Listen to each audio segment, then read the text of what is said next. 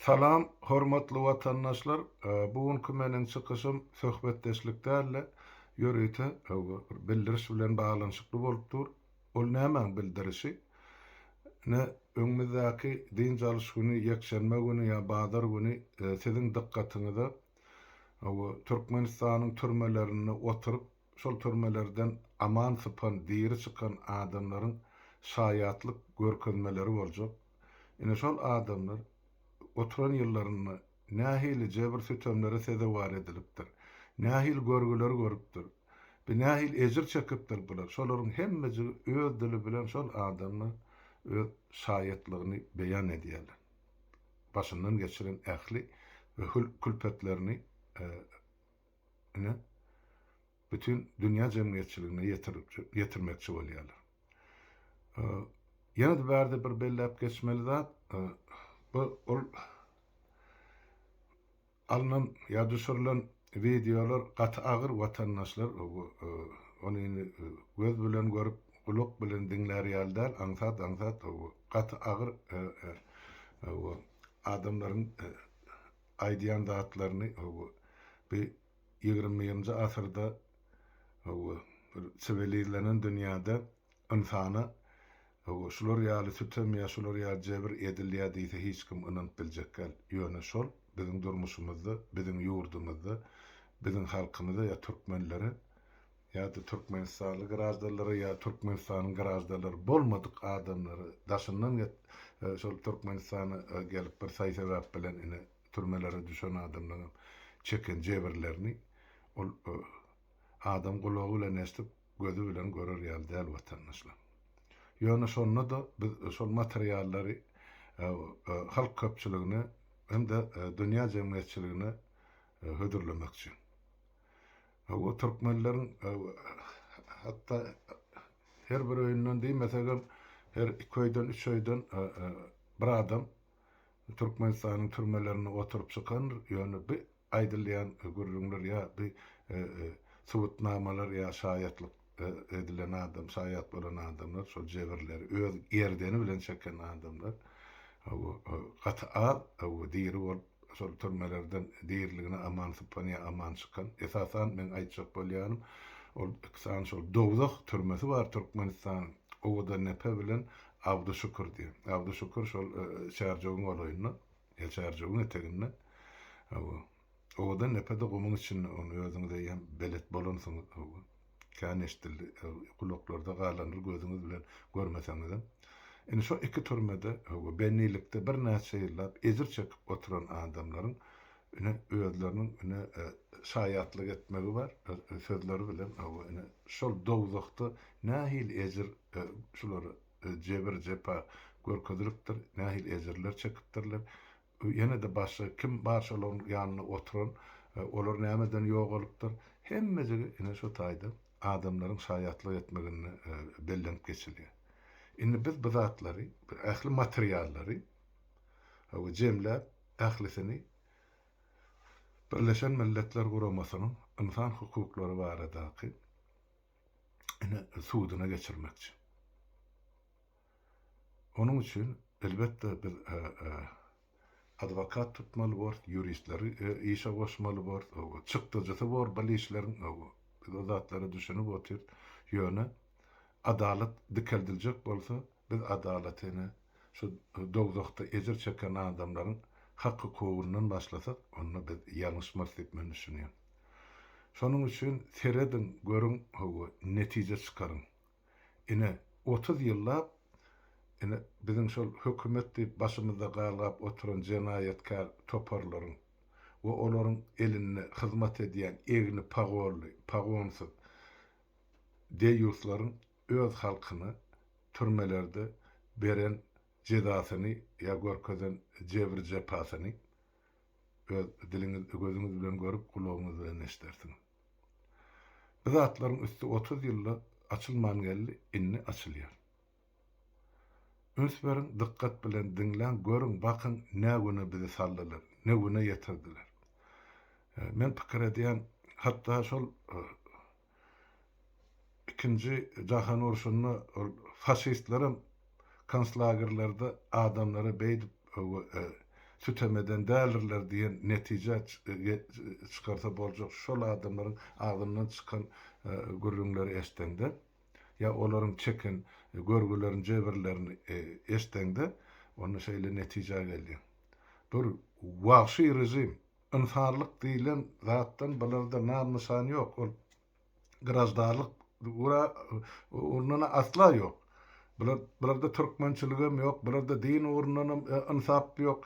Ene şeýdip şu adamlary haýwan derejesiniň pes ýagdaýda saklap türmelerde şulara görkezen we görkezip gelýän sütemleri barada ene şo kinolarda ene düşürilen ýanky dokumental film diýip aýdaýyn men şolary görkezmelerde aýdylýar. Ol bir adamda bir näçe adamyň görkezmesi bar watandaşlar. Türkmenistanyň türmelerine oturup ýöne şu türmeden diýir we aman pana adamlaryň ene şaýatlyk etmegine dokumental film düzüldi. Şol filmi Birleşen Milletler Guramasynyň ýan gaýdyşyny ýaly insan hukuklary baradaky sudyna beriljekdir. Bu sud ozal biz o suda ozal berip gördük.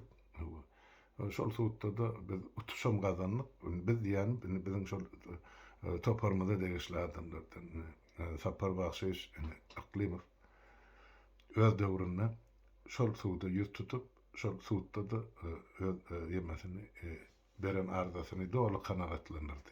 Diýmek bizim häzir şol suda bersek hükmen şol sud şol adamlaryň ähli aýdanlarynyň çeken jebirleriniň uğralyp Türkmenistanyň hökümetini jogapkarçylyga çekirdiler. Ulukan umytlar ynam bar. Ýöne halkara sudy bolanyna ol bir günde ýa bir aýda çözülene ol uzagyndan wagt talap edýär. Ýarym ýylmy, bir ýylmy onu bärde uny aýdyp biljekler. Ýöne onu wagt görkezler adwokatlaryň iş alyp barşyna bagly bor. Birleşen Milletler Guramasynyň içindäki adamlaryň işine bagly bor. Olaryň aratasyna geçip çalyşyp durlar. Ondan täze gelen başlyklar ýa adamlar ýa işgärler täzeden şol işe teredýär.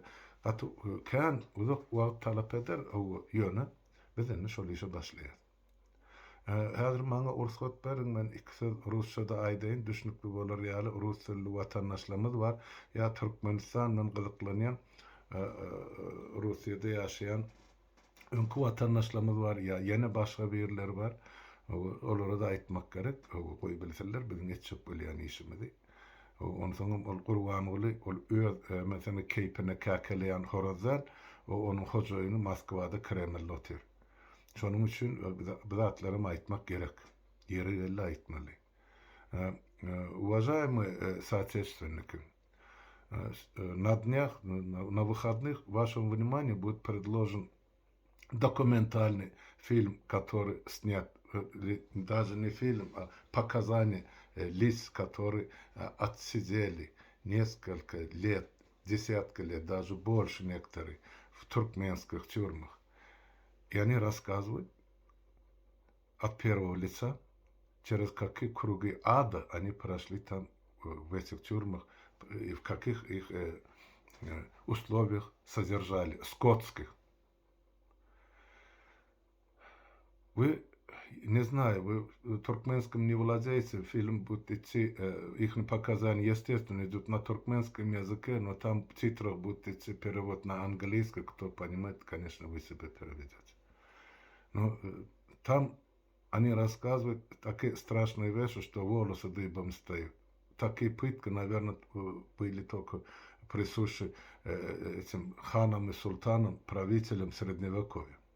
И то, наверное, они так не изощрялись и не издевались над заключенными, так, как издевались и продолжают издеваться в туркменских тюрьмах. Особенно это проявляется в тюрьме ОВДНДП и Абдушукур, который расположен вблизи города Чаржу в Туркменистане.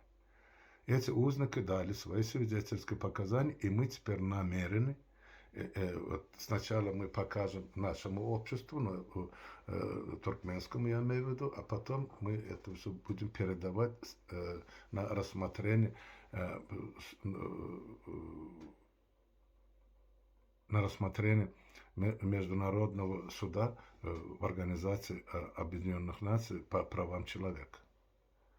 У нас уже такой опыт есть, был такой уже у нас прецедент, когда подавали мы туда в суд и выиграли. Это история Сапарбакша Климова, который он подал в суд и выиграл это дело. И я больше чем уверен, это дело тоже покажет, на что были способны, до какой низости, до какой скот, даже состояние скота они не удостоены этого, который правители издевались над своим собственным народом. Как над животными издевались. Даже над животными не издеваются, сколько они позволяли себе издеваться над людьми. Вот это все очевидцы, не то что очевидцы, это люди, которые прошли через этот ад. Именно они свидетели ада. Они рассказывают, что сами пережили, что пережили их сотоварищи, которые погибли там тысячами. Этому всему есть теперь свидетели, живые люди. Так что ничто не остается как бы в тени или в забытии. Рано или поздно справедливость восторжествует. Поэтому мы будем подавать в Международный суд при ООН по правам человека. Вот это я хотел вкратце вам объяснить в двух словах, чтобы вы поняли, о чем идет речь. Свидетельские показания этих людей будут представлены вашему вниманию, начиная с этих выходных и с продолжением. Там не один человек, там несколько человек дают свидетельские показания. Так что смотрите, делайте выводы. А то, что я сказал, что это почему русскоязычному населению или гражданам России в этом плане тоже даю информацию на русском. Потому что этот преступный режим, который существует или правит в Туркменистане, он держится только двумя руками за Кремль, и он ставленник лично Кремля и лично Путина. Да? Я могу это засвидетельствовать. Потому что в феврале 2007 года после смерти того диктатора, и этого только поставили, назначили в одну ночь зимнюю стужу. На ночь глядя прилетел самолет президента Российской Федерации в Ашхабад, и его ночью встречали у трапа не первые лица государства, а какой-то мулла в чалме головой, и все. Этот краткий сюжет был показан и по российскому телевидению. На следующее утро мы видим, значит, Путина, Назарбаева и Бердымухамедова втроем, которые прогуливаются в Красноводске, и там решают вопрос, что не будет никакого транскаспийского газопровода, а будет только прикаспийский, который газопровод пойдет по берегу Каспия через Казахстан и далее в Россию и дальше куда там угодно уже будет. Только не через Каспий и не через Азербайджан, Турцию или в Европу. Вот. И в ту же ночь, когда прилетел Путин туда, произошла смена караула. То есть вся охрана президентская, которая служила Ниязову и поддерживала его, за одну ночь была сменена во главе с Акмурадом Раджеповым, который возглавлял охрану, значит, первого лица государства, и он был предан суду, и там же он в тюрьме и погиб. Со всеми своими помощниками, со всем остальным тем персоналом, которые были при дворце Ниязова. Всех за одну ночь смели. Ну, естественно, это не без помощи российских спецслужб. Путин же не один туда прилетел. Кто мог снять этого Акмурада Раджепова ночью? Тем более он вооружен до зубов и командует целым полком там вооружен. Вот там произошла смена караула. И с той поры, вот, с того дня Бердымухамедов все берет под козырек. Какой приказ не был с Кремля, пожалуйста, он все поддерживает.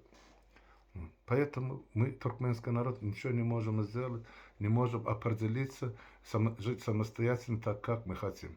Понимаете? Мы говорим, вроде бы получили независимость в 91 году или 92-м. Ничего мы не получили, нету никакой самостоятельности. Ничего, абсолютно. Газ как шел в Россию потоком, так и идет. Нефть как шел, тоже туда же идет. Никто не подотчет, никто никому ничего не докладывает, никто не знает, за что договориться, за какую цену то ли бесплатно, то ли за даром. Вот, пожалуйста. Поэтому он сидит на троне, уйдет он, посадят его сына, проведут внука. Почему нет? Если можно таким образом грабить все богатство туркменского народа или недра Туркменистана. Ну, что и происходит. Я поэтому, основываясь на этих фактах, говорю, что да, Бердымухамедов, он шага не вступит, пока не поступит какое-нибудь указание или приказ с Кремля. Это мое мнение. Так что смотрите этот фильм, посмотрите, убедитесь, какой там режим правит Бан. Все добро, до свидания. Hormatly vatandaşlar, men şu tayda Rus diline de aytdım. Ne için şu filmler koyup şayatlık edilen adamların yüzünü açıp öz atlarıyla çıkış ediyen şayatları görkezip dünya görkezmekçi bolýar. Ene Türkmenistan'ın nahil türmelerde nahil zulüm edilýän adamlar. Orta Asırda da şular ýaly zulüm edilen yer men bilemek kitaplardan okap görende adam yok. Yani şu adamlar ağzından çykýan sözler dinläp görün. Göz ýaşly seredip bolýarmy ýa-da ýokmy?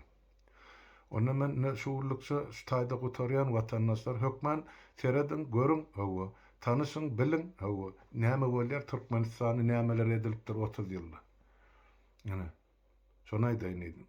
Gijaňyz rahat bolsun, taglykda görüşelim watandaşlar.